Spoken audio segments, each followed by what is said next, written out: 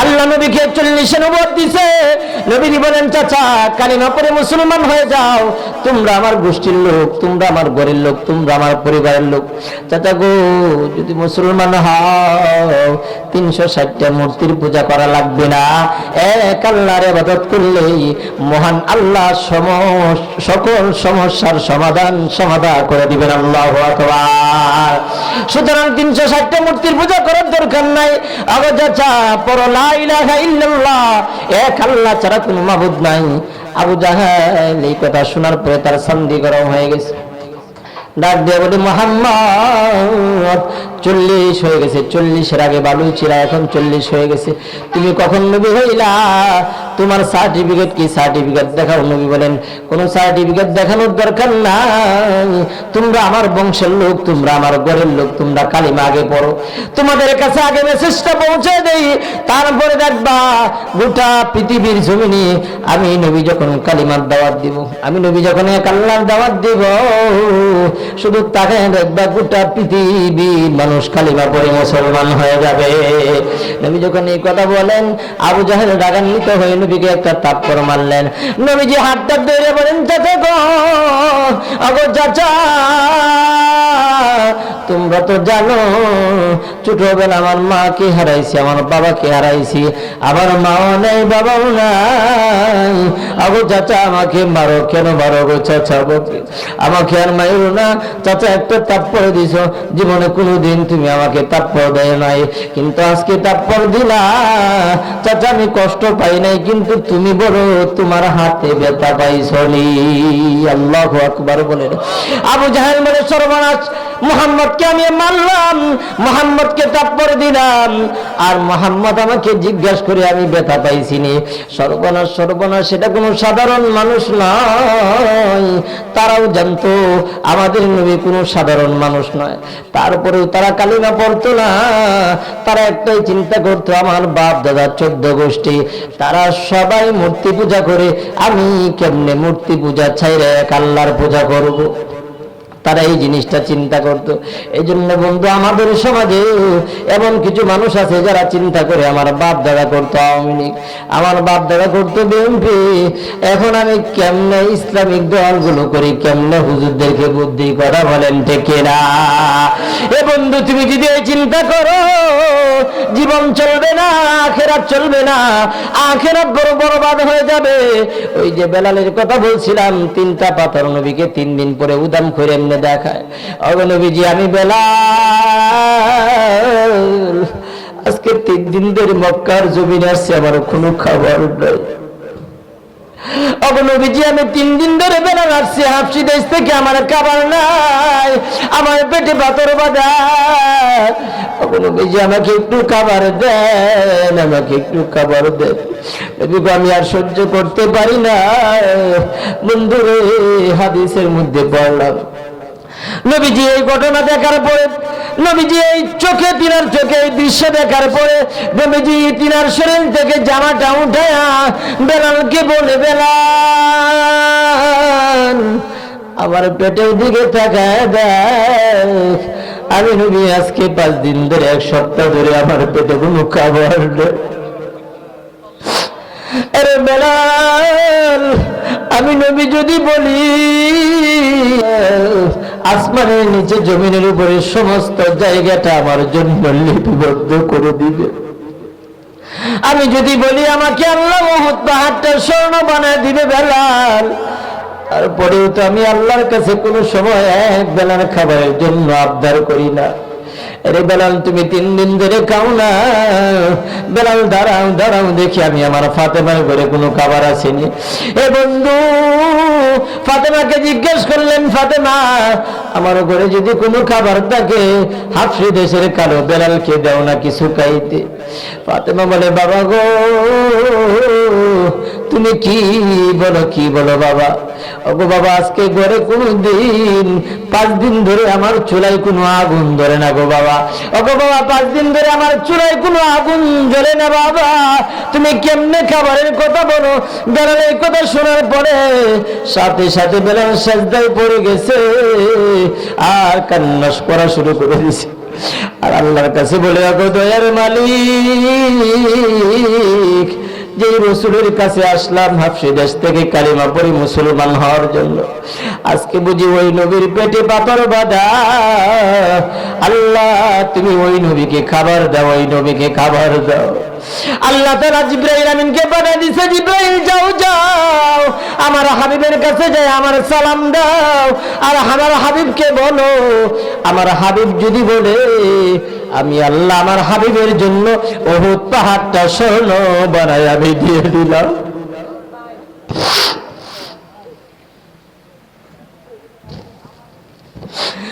আমার হাবিব যদি, আমার বন্ধু যদি একবার বলে উহুদ পাহাড়টা আমি আল্লাহ আমার হাবিবকে স্বর্ণ বানায় দিব, আমি আল্লাহ উহুদ পাহাড়ের মধ্যে স্বর্ণের চাকা লাগাই দিব, চাকা লাগাই দিব। আমার হাবিব যদি ইচ্ছা করে এই স্বর্ণের পাহাড় দিয়ে চলাফেরাও করতে পারবে। আল্লাহু আকবার। এ বন্ধু, তারপরেও কি নবী বলেন, নবী দুনিয়া চাইছেন না আখিরাত চাইছেন? আখিরাত চাইছেন। তাহলে আপনার আমার ভিতরে এত দুনিয়া কেন বন্ধু?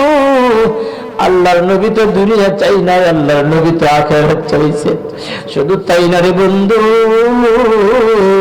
নবীর মৃত্যুর কালেও নবী শুধু আল্লাহর কাছে দোয়া করেছিল, গো আল্লাহ আমি নবী যখন দুনিয়া ছেড়ে চলে যাব তখন তুমি আমার উম্মতদেরকে নাজাত দিয়ে দিও।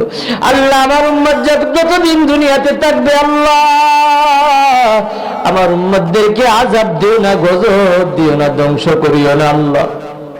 হায় আল্লাহ আমার উম্মত যখন দুনিয়ার জমিন ত্যাগ করে যখন কবরে চলে আসবে আল্লাহ তখন তুমি আমার উম্মতদেরকে মাফ করে দিও, আবার দুনিয়াদার উম্মতদেরকেও মাফ করে দিও।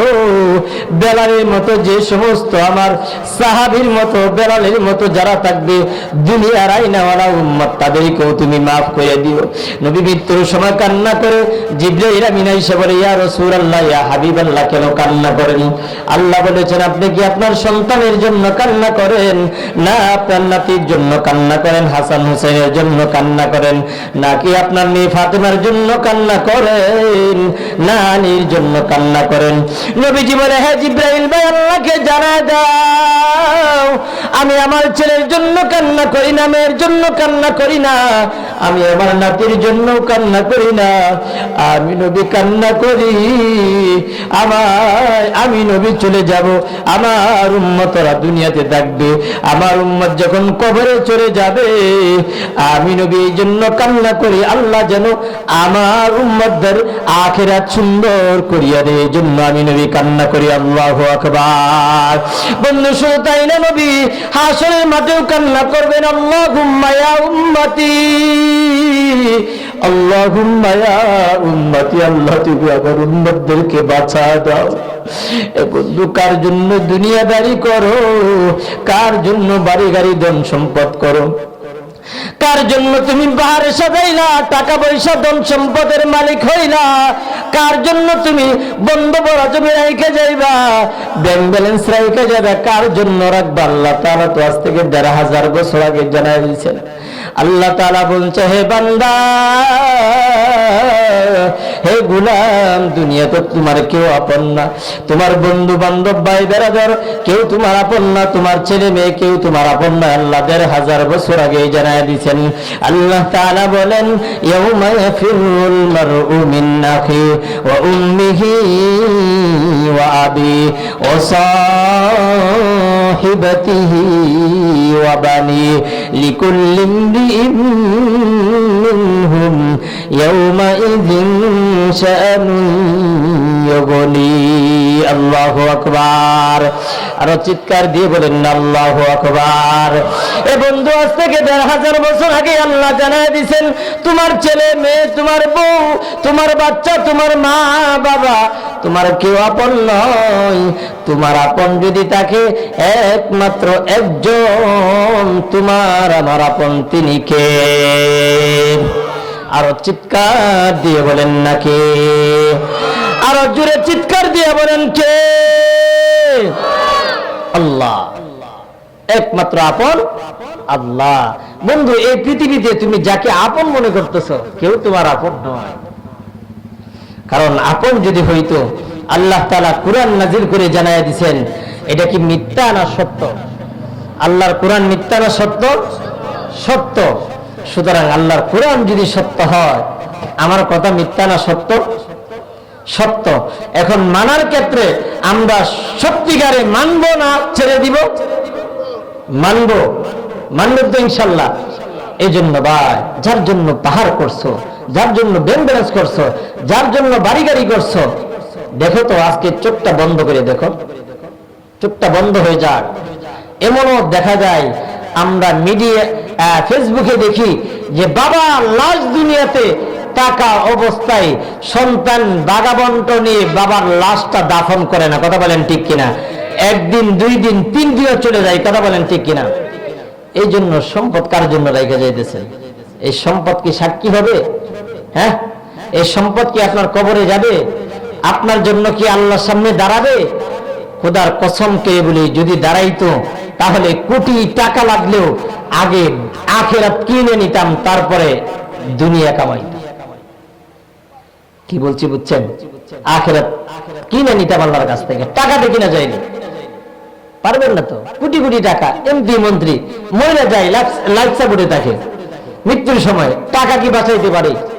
দৈনিক যদি কয়েকশো কোটি টাকাও খরচ করে যদি আজরাইল চলে আসে, কেউ পারবে? পারবে? পারবে না। তাহলে যে বেলালের মতো সাধারণ জিন্দেগি করাই ভালো, আবু বকরের মতো সাধারণ জিন্দেগি করাই ভালো, উমরের মতো, উসমানের মতো সমস্ত বালাখারাতন সম্পদ হযরত উসমান আল্লাহ রসুলের সন্তুষ্টি এবং আল্লাহকে রাজি খুশি করার জন্য সব খেজুরের বাগান দান করে দিয়েছেন। চিৎকার দিয়ে বলেন আল্লাহু আকবার। উসমানের কাছে একদিন আসছে একজন, আইসে বলতেছেন, হে উসমান, তোমার এই খেজুরের বাগানটা যদি তুমি দিয়ে দাও এই কাফেরকে, এই জায়গাটা মসজিদের সামনে 1% জায়গা কিনা সম্ভব, যদি তোমার এই খেজুরের বাগানটা দিয়ে দাও। উসমানের কাছে একজন সাহাবী বললেন, হে উসমান বললেন, হে ভাই আমার, যদি এই জায়গাটা মসজিদের জন্য খরিদ করে দেই, আল্লাহর নবীর কাছে জিজ্ঞাসা করা আমার জন্য কি হবে? মৃত্যুর পরে আর বিনিময় কি পাবো আমি? বন্ধু, নবী সাল্লাল্লাহু আলাইহি ওয়াসাল্লাম সাহাবীকে বললেন, সাহাবী, এই জায়গাটা যদি আমার উসমান খরিদ করে দিতে পারে মসজিদের জন্য 1% জায়গা, খোদার কসম উসমানকে স্বয়ং আল্লাহ জান্নাতের মধ্যে একটা বালাখানা বানায় দিবেন। চিৎকার দিয়ে বলেন আল্লাহু আকবার। এই জামতলা বাজারের মুসলমান দিলের কান লাগায় শুনেন, এই যে মসজিদের উদ্যোগে সভা, ব্যবসায়ী কাছেরা বাজারে দিলের কান লাগায় শুনে রাখেন, মসজিদের টাকা লাগবে, পয়সা লাগবে, জায়গা লাগবে, যত কিছু লাগবে, দিতে রাজি আছেন কিনা ব্যবসায়িক ভাইরা? আছেন ইনশাআল্লাহ? উসমান যখন এই কথা শুনলেন, সাহাবীকে বললেন, উসমান ভাই, নবীজি বলেছে যদি 1% জায়গা তোমার খেজুরের একটা বাগান দিতে পারো আর 1% জায়গা মসজিদে দিতে পারো, তোমার জন্য বালাখানা বানায় রাখবেন কে? আল্লাহ। উসমান বলেন, ভাই আমার, আল্লাহর নবীর জবানের কথা নিয়ে বলে, হ্যাঁ আল্লাহর নবীর জবানের কথা।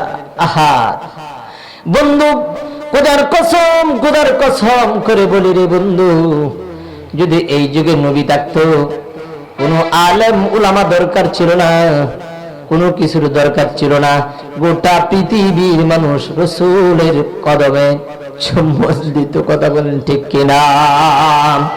এবং গোটা পৃথিবীর জমিনে কোন মানুষের দাওয়াতের দরকার ছিল না, আলেমের আপনার আমার বয়ানের দরকার ছিল না।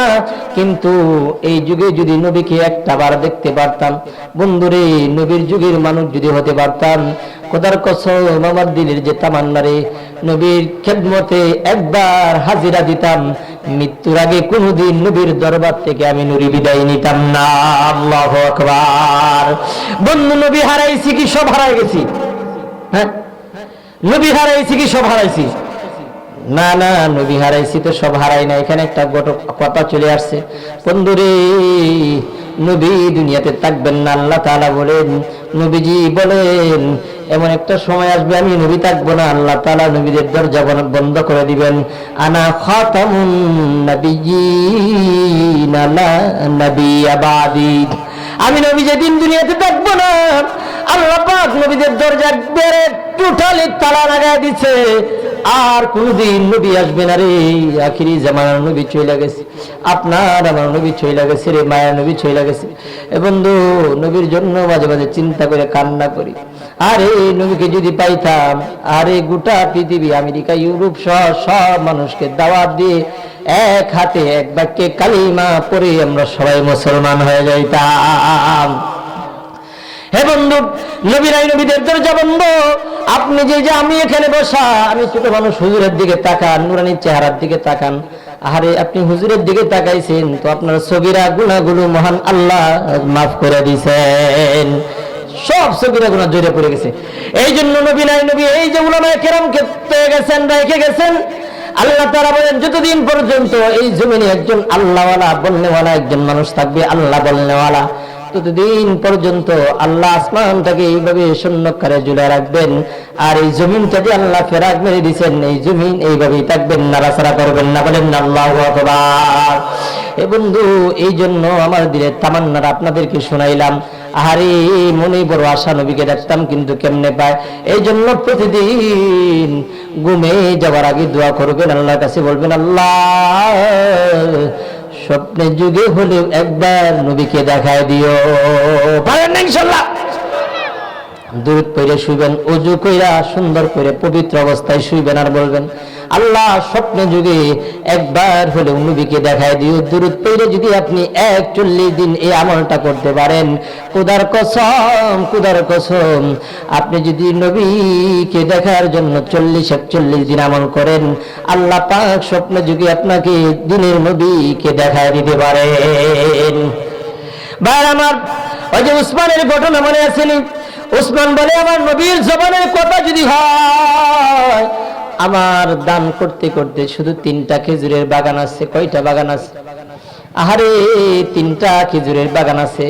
আমি 3টা খেজুরের বাগান আমি মসজিদের 100% জায়গার জন্য ওই কাফেরকে দিয়ে দিলাম। আল্লাহু আকবার বলেন, আরো চিৎকার দিয়ে বলেন আল্লাহু আকবার। 100% জায়গার জন্য 3টা খেজুরের বাগান দিয়া দিছে। নবীজি স্বপ্নে, নবীজি শুইছে, নবীকে স্বপ্নে যুগে আল্লাহ জানাইছে, ও আমার হাবিব, আপনি আগামীকালকে উসমানকে জানায় দিবেন, আমি আল্লাহ স্বয়ং নিজে উসমানের জন্য জান্নাতে একটা ঘর বানায় দিয়েছি। সুবহানাল্লাহ। উসমানের জন্য জান্নাতে ঘর হয়ে গেছে। উসমান বলেন, ইয়া রাসূলুল্লাহ, ইয়া হাবিবাল্লাহ, ও নবীজি, আমি আপনার সাথে একটু মজা করব। নবী বলেন, করো। নবী গো, ঘরটা দেখতে কেমন? নবীজি বলে, উসমান, আমি নবী, কেমন নবী তুমি তো জানো, আমি সমস্ত নবীদেরও নবী। চিৎকার দিয়ে বলেন আল্লাহু আকবার। হে বন্ধু, কেমন নবী, কেমন নবী? ঈসা নবী আল্লাহর কাছে বারবার নামাজের মুনাজাত করে, আল্লাহ, ওগো আল্লাহ, আখিরি জামানা নবীর উম্মত না বানায় আমারে মৃত্যু দিও না। বলেন না আল্লাহু আকবার। ঈসা নবী বলেন, আমি তাহাজ্জুদ পড়ি, ওই জায়গায় দোয়া করি, আমি 5 ওয়াক্ত নামাজের সালাতের মুনাজাতেও দোয়া করি, আল্লাহ আখিরি জামানার উম্মত বানায় দিও। কারণ ঈসা নবী শুনছেন আল্লাহ পাক রব্বুল আলামিন একজন নবী, একজন পয়গম্বর থেকেও আখিরি জামানার নবীর উম্মতের বড় দাম, বড় দাম। বলেন না আল্লাহু আকবার। অন্য অন্য নবীদের চাইতে উম্মতের বড় দাম আল্লাহর কাছে। সুবহানাল্লাহ। এই জন্য ঈসা নবী দোয়া করছেন, আল্লাহ কবুল করে নিয়েছেন। আল্লাহ বলছেন, ঈসা যাও যাও, আমি আল্লাহ তোমার দোয়া কবুল করে নিছি। এই জন্য বন্ধুরে, পৃথিবী শেষ হওয়ার আগে আল্লাহ পাক ঈসা নবীকে আবার এই জমিনে অবতরণ করবেন। বলেন আল্লাহু আকবার। এই বন্ধু, এই নবীর উম্মতের বড় দাম, এই নবীর উম্মতের বড় দাম বুঝছেননি? নবী বলে, উসমান, আমি জান্নাত দেখছি, আমার মনে হয় সর্বশ্রেষ্ঠ জান্নাত আর বালাখানা আল্লাহ তোমাকে দান করেছেন। সুবহানাল্লাহ। এই জন্য ভাই আমার, এই মসজিদ, এই মাদ্রাসা, এইগুলোর যদি দান করেন, খোদার কসম আপনি উসমানের সাথী হয়ে যাবেন। তারপরে আল্লাহু আকবার বলবেন না? আগামী কালকে বললেন আল্লাহু আকবার। আমি এখান থেকে নেত্রকোনা যাওয়ার পরে আমাকে শুনাইবেন আল্লাহু আকবার। এখানে অনেকে মুখ বন্ধ করে বসে আছেন, রাগ করছেন নাকি? তাহলে চিৎকার দিয়ে বলেন আল্লাহু আকবার। আরো চিৎকার দিয়ে বলেন আল্লাহু আকবার। এই ডাক শুধু জমিনই নয়, এই ডাক আল্লাহর আরশে মহল্লা পর্যন্ত পৌঁছে গেছে।